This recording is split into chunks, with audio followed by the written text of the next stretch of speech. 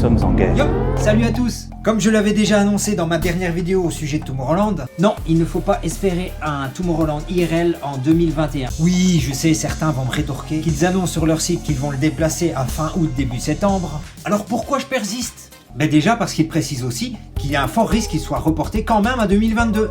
Et qu'ils espèrent revenir vers nous en mai avec plus d'informations.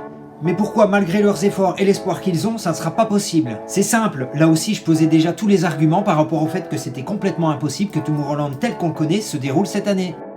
Ben oui, imaginez, même s'ils suppriment les scènes sous chapiteau et celles semi-couvertes, pour se focaliser uniquement sur la main stage et les scènes en extérieur, ça sera quand même des milliers de personnes entassées au même endroit.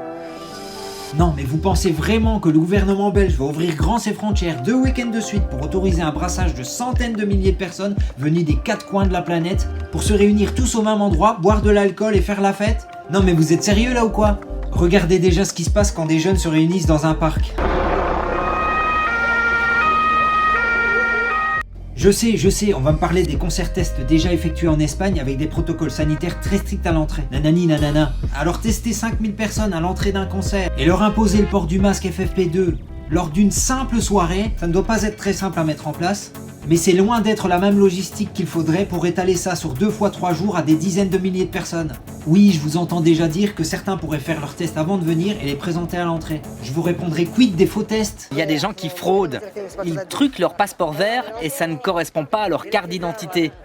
On attrape toujours des gens comme ça. Et puis on devra mettre de la reconnaissance faciale partout pour surveiller que tout le monde porte correctement son masque. Et s'ils le portent pas correctement, quoi? On va venir les chercher et les mettre dehors sans que ça provoque aucun débordement, surtout avec des personnes alcoolisées? Ok, on peut interdire l'alcool aussi. Et pourquoi pas se servir des bracelets pour respecter la distanciation physique? Donc en gros quoi, si on résume jusque là, il n'y aurait que la main stage, limité à un certain nombre de personnes, port du masque obligatoire, boissons alcoolisées interdites, pas de camping, fermeture des portes avant minuit, test PCR chaque jour et surveillance électronique. Waouh!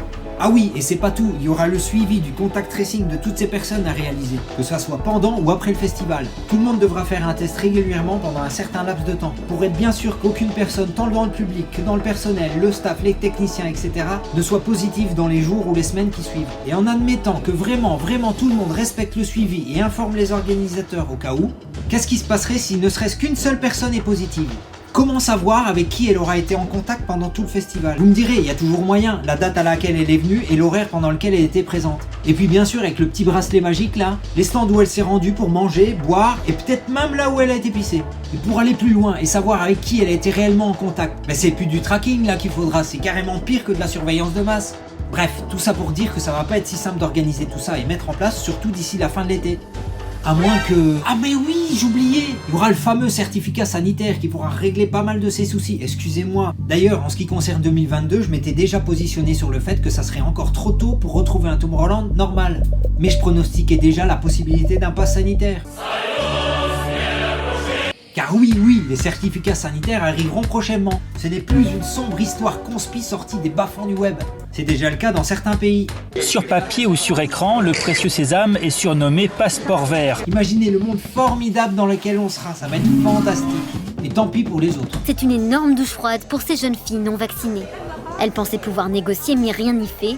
Sans le fameux sésame, il n'y aura pas de passe-droit. Pas de quoi troubler l'ambiance à l'intérieur, les vaccinés, eux, profitent jalousement d'un plaisir que l'on croyait oublié, laissant enfin le stress sanitaire au vestiaire. Sur cette note positive, je vous laisse. Merci encore d'avoir regardé cette vidéo.